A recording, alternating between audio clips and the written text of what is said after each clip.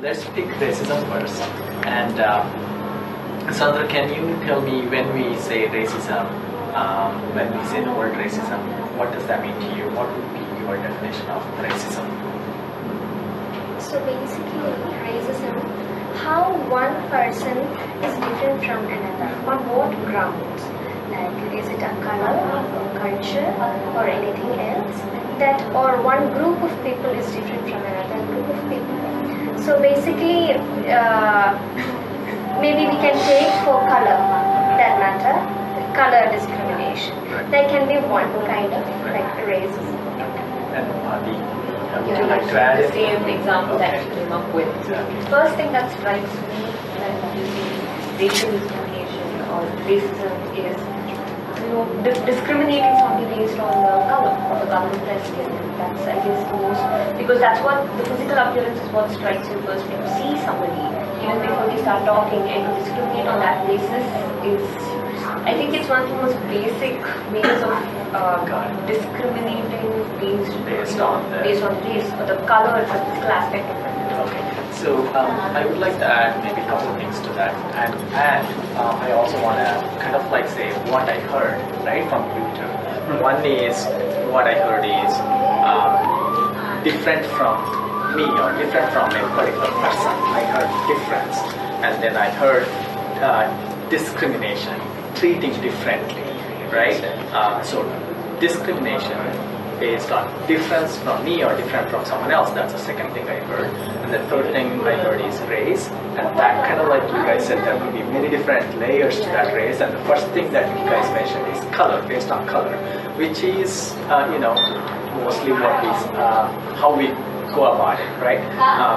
But there are other questions that we can ask here. If, let's say, North Indians say, do discriminate against South Indians based on color or based on other things, is that racism, right? Or things like those. Or let's say within African Americans there's such a color difference within themselves, and if they discriminate against each other, is that racism?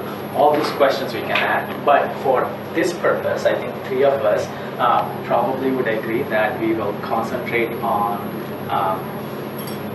discrimination based on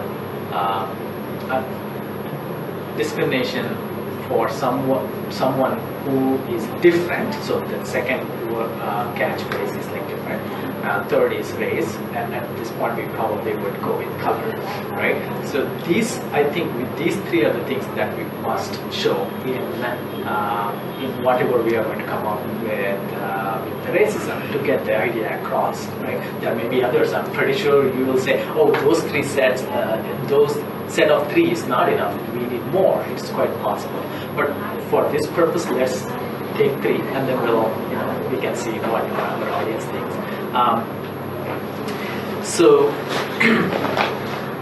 here, these three ideas, to get these three ideas across, Sandra, I'm going to ask you first. So how would you say color, or based on color, discriminate against someone who doesn't look like that, or different color, and discriminate? How would you go about it? I'm asking you first because I think there are, for some of these words, there are already hastas in the Hasta certificate, right? For example, for color, I think there is one. And then discrimination is an interesting word here. When we say discrimination, what are we going to show, right? Is it like, if I don't talk to you because you are a white person or not Indian or whatever that is discrimination. If I never want to associate with you, that's discrimination. If I show anger at you, that's discrimination. There are a lot of different types of discrimination. So I think for this purpose, we will also have to kind of like agree on what kind of discrimination we show. So Mahati, would you like to say what kind of discrimination we would want to show here? I think, as you mentioned before, if for the time being, we take color as one point or one element of discrimination, then we would have to come up with a different kind of hasta for it. Right. If it is another aspect, maybe the shade changes. Right. So it will have to be a slightly different hasta for it. However, because the common factor here is discrimination, whatever it is. Right. So Would you maybe say- there's one part of the hasta, if we are doing a compound hasta, if we are going to come up with a compound hasta, since discrimination is the common factor in that, maybe that whatever hasta we're going to use to show discrimination can be a common factor, and then based on the shade of racism that we're going to work with, that part alone we can maybe try to differentiate with other hastas. Okay. And Sandra, for discrimination, would you say let's show fear or unfriendliness or disgust, or like is there something in particular that you would like to choose to show within this program, right? Within these three things that we want as discrimination. Yeah, for discrimination, maybe we won't like acceptance. Maybe one can be one. Yeah, that's it. No, I can't accept this. I can't. I neglect it. Some sort of attitude can be there for Okay. discrimination. So then we are saying we will show based on the color that's different from ours. We are going to show neglect. Yeah. So would you like to kind of like come up with the set of hastas or a hasta for these three things and put together? So as you said, in Hastalakshana Deepika, we have some mudras for basically for color. We do this. It actually stands for blue or black, but in general we use this for color. Okay. So according to this, maybe color discrimination for color and discrimination Different. can be one possible Yeah. thing. So I would say that when I see this, to me it just means not discrimination but different, Oh, right? yeah, so maybe we difference. can add like the neglect or something else to it to make it clear that I am doing discrimination based on the difference in colors. So would you like to add like some kind of like a neglect or Yeah, and we disgust had or- this discussed, Yeah. but I think it is little rude to add for color discrimination. But according to the situation, maybe we can use this also. Okay. But it will be a series of hand gestures, hastas. So I think that's a great point, right? In this case, we are saying that maybe it is not possible to come up with just one hasta to show this whole racism thing. So in this particular case, that Sandra is showing a series of gestures. Mahati, your approach to Abhinaya is very different, like you said, right? You want to reach to the commonest man that does not have any understanding of any of these treatises. So would you like to go ahead and then show us how would you go about it with these three things we identified that we must show for racism? Yeah. So if we take up, going back to the point where Color different. yeah, we take up color as representing racism. Yeah, That fact race. is here. The closest we can come to showing color is probably, in this context, is probably the skin. So I could either do this and difference, Different. but or because it's discrimination here is it's more negative. It has a negative connotation. It definitely. could probably be that Yeah. I don't accept your skin color Or skin different skin color. different color, something like that. Okay. But again, it comes with the facial expression. It could be according to, say I'm doing this, I'm showing this as a hypothetical hasta for discrimination, but Okay. racism. It could be, say, if I can do it with, you're a different skin color, or it could be, you're a different skin color. So depending on the kind of facial expression we do, The discrimination. the is- tone can change. Yeah. But to me, it could either be this or this because of the negative connotation. So what I hear, what I see when you do this is part of the three things, out of three things, two are shown here, different skin color, but the discrimination based on what type of discrimination is done here. I think which is Purvaka wanted to say something. Can I ask yes, a please. question? So now Yes. this is what I want to where I want to say. What do you guys think? So we have come up with like two ways of So I had, so this is from the perspective of somebody who is discriminating. What if I am the person being discriminated against? If so, then how do I, because it doesn't translate immediately, no? The hastas that we have, like how would we then approach it? If I want to say, I have been it's against me, not that I am propagating racism, but something that is... I think in this particular approach, I'm not sure whether like some in this, including this or this, we are not necessarily saying you are discriminating against me or I am discriminating against you, right? I haven't said anything yet, right? So, but if we were to take that into effect, right? I am being racist, right? I think then I think we have maybe a little bit more to work with, right? Than just saying racism, right? Now I can say racist because I am being racist, right? I think that's an... No, it was hard. Take care. I'm badass. You didn't record. She won't let me. So before I asked them what they think, I want to see what other questions come up, and then I think we can maybe collectively go at it. Sure, of course.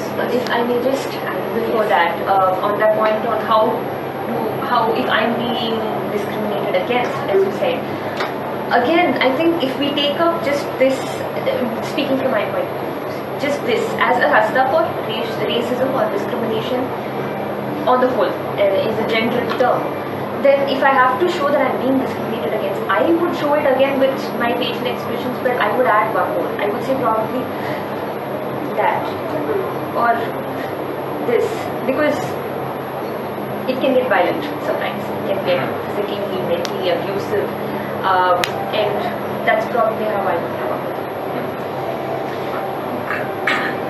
it. So before I asked you guys again, I think one thing that you probably already observed is like we are in the process. We went through 3 steps really. Like first is like what is the definition of whatever word that we are choosing, and then out of this nebulous thing, like everyone will have their own definition.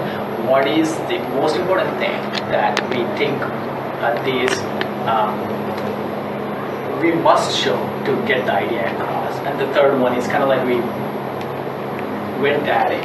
So I think this is a process we will probably keep going forward. And anyway, Jesse, would you like to add anything to this? Any questions? I think reaction part, what they're doing, especially the focus you're giving to Sarthika understanding of that, is far more serving the point. But when the idea of, I think that is whatever they have, both of them did, in my opinion. It explains the purpose of racism. Because it is so subtle at one particular when she said color and distinction, and when she said color and distinction. To me, it is neither the victim nor neither the doer receiver point nor the doer point. And to me, it is a little distance. When I see that just as a couple going together, it somehow conveys it to me. But to me, that suffices. Because it was very objective. It had no fun, but when she did it, it is interesting. She split it even more like the thing, color and different. That is very objective. The way she did it was like when she said color, there was no emotion in it. She was only looking at the color, like the skin. Then she said that. So there's you're focusing at something, then there's a counter reaction to it. So that itself becomes an entity to me. Got it. So one thing in Sandra's gestures that was interesting to me is this is how color is shown, but at the same time in Hasta Living Direction, like you said, this is how black is shown too, right? So I think whether there's a problem of people misunderstanding the gesture of racism, because now someone may say you said black, and and then based on that discrimination, not color, but based on black color. You know what I mean? Which is very touchy subject everywhere, right? So I think whether there is that coming into this particular. But one thing, having said that, like the way racism, even to understand what racism technically is in a sociological perspective, then it would get very technical, far more. Right, yeah. Because the parameters what we do just now is something far more okayish, and it kind of what we have taken is a little more convenient to all of us to comprehend.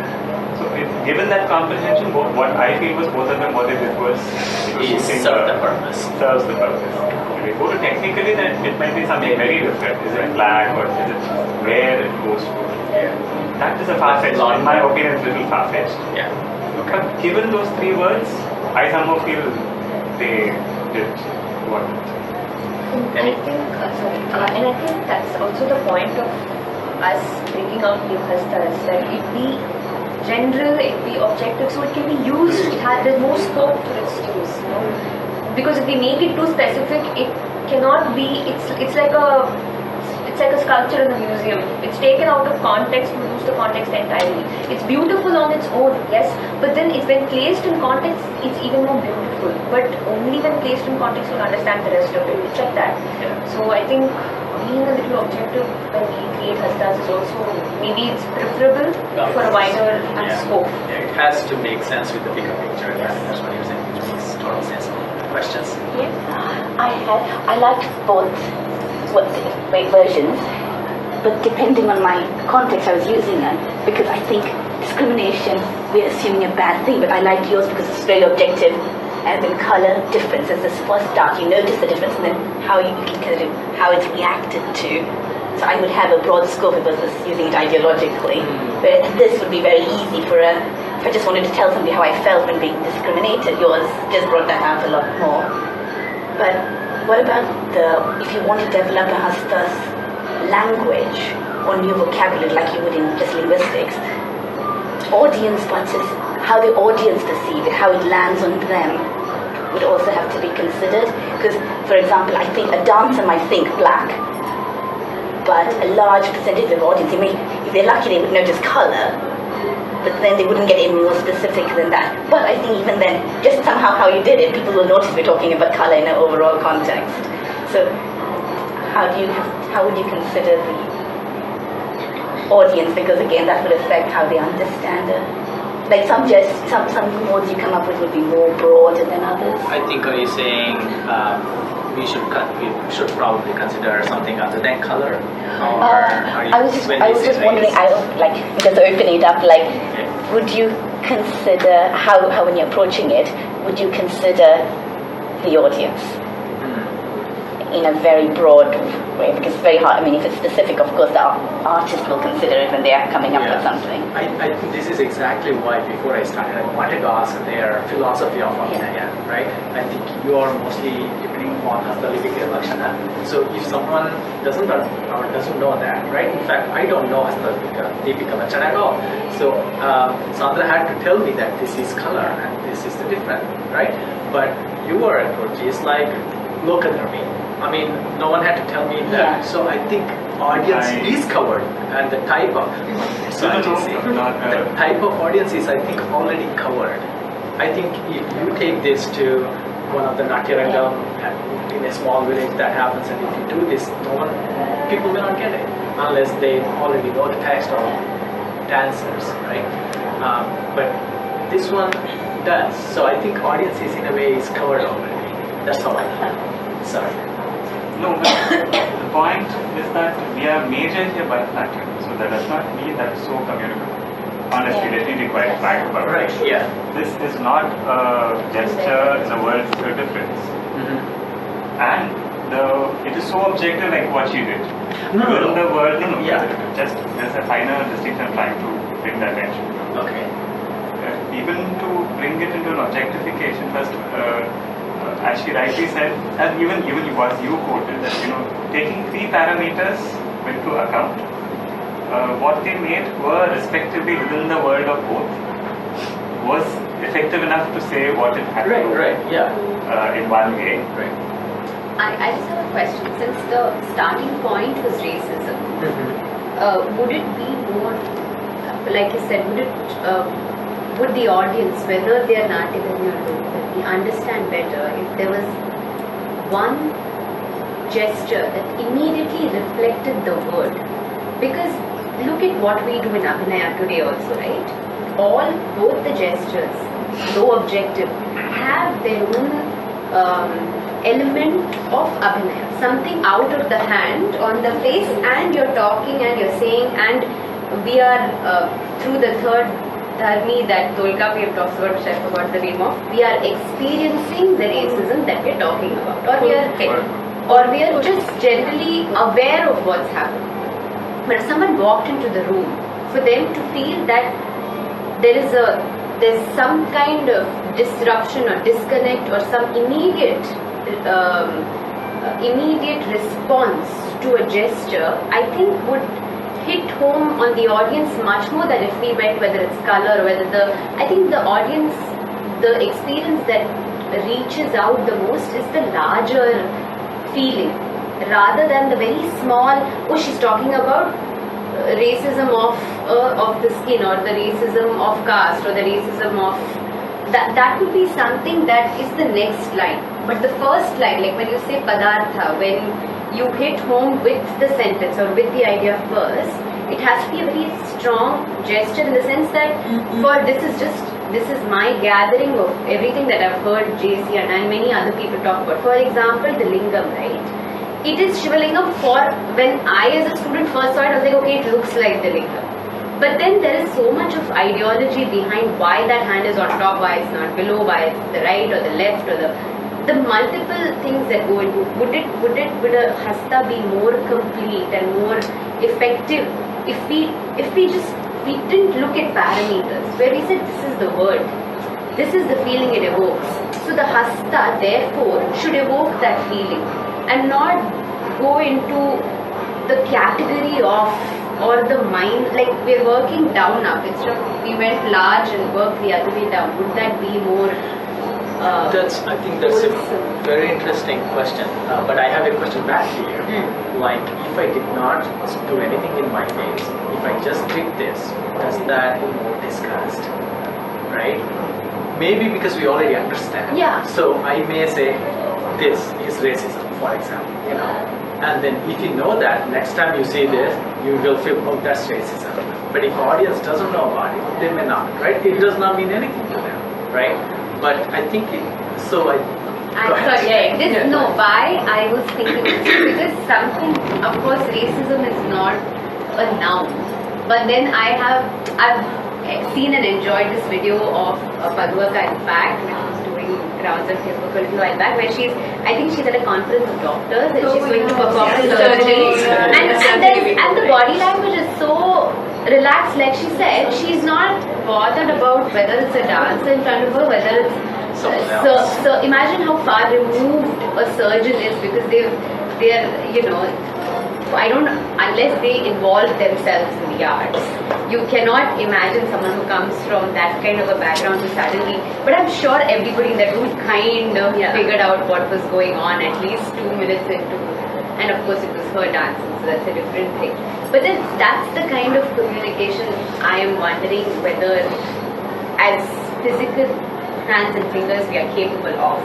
Are we capable of putting that much thought that went into the Hastalakshmi Deepika or the Abhinaya Darpana, are we capable as a generation to create that language with consciousness and not saying for today, for now, for this piece, for this song, going beyond that and saying create something that will represents the generation and not just small ideologies that come up individually throughout. I mean, every artist is creating at any given point. If we are asleep, you are awake there and creating there. So it's not a dead thing. But I think it has to be a collective language. Like, look at what the kind of words the Webster is now including, right? There are words without vowels which are now entering the mainstream language. So how is that any different from the mudra? And why is the onus only on the artist to make sure that that the audience is back. I mean, we should be expecting a more active audience, right? We cannot say the audience is going to be laid back and I'm going to go into like the last sentence of the and it, and the artist has to of course reach all the dwell into all that goes into making the language, yes, but then we cannot also be constantly thinking of a very very lay audience like we do with language, right? We work the language the way everybody around us is going to understand. I think, Shweta, you are saying, can we, in a way, come up with a way, the process, to come up with one hasta for racism, for example, right? The moment you do that, I think it, by definition, becomes Natidharmitami, because then that is kind of like you're stylizing it and for a group that understands it, right? So I think your example of, and correct me if I don't make any sense, your example of Madhurka going and then doing up with for doctors, and these doctors who don't know anything about dance understanding what she is doing, it wouldn't be possible if she only used these one gesture for say racism or something like that, right? She would have to break it down to get the idea across and then use it in a very simple way to get the idea across. To me, those two things are very two separate. The moment you come up with like one thing, the moment you do even the you, right? Like all we do, a lot of people may not understand what is that. Why are you going that way and then coming? Why are you just not doing this, right? So right there, I think some people may say who don't have any dance background may say, what is that? I don't understand. Why are you not just doing this, right? So I feel like the moment you come up with just one hasta, that becomes property of group of people who decided that, right? Like you were saying, Arangetram of the book, right? Arangetram of this hasta. But whether we like it or not, that is the reality of our form. I mean, today we take this. I mean, we don't think too much when we say, oh, this is obviously man. It's not so obviously man or obviously woman. So it's just because we've seen this for a few decades growing up that we assume. But I think that's what Shweta said. So now I don't need to think about why did they think of this as man. But clearly a lot, there is, there is a process that's gone into. I think maybe that's. So it's okay to also have that kind of vocabulary that... So in fact, we were talking about this when it came to other words. Should we come up with just one hasta for these words or do series of things to be able to show this, right? So in case of racism, we said, no, just, go with the series. But I think in other things it would come up where we are, we are kind of like saying, okay, let's do just one hasta for this reason. You know what I mean? And I think your example of showing a sultanate so we were talking about was a great example. So how a few years we were talking about how much of stylization can we bring in, or how much of non-stylization, how much of lokadharmi can we actually bring in. So some Paduka took up Madhura Vijayam, the text Madhura Vijayam, which talks about the Vijayanagara prince Kumar Kapada's conquest into South India to get rid of the Sultanate invaders. So Paduka was wondering how exactly to show. We would all wonder rather, how do you show a Sultanate ruler? So this is how I understood it. She showed it like this: a beard and a cap.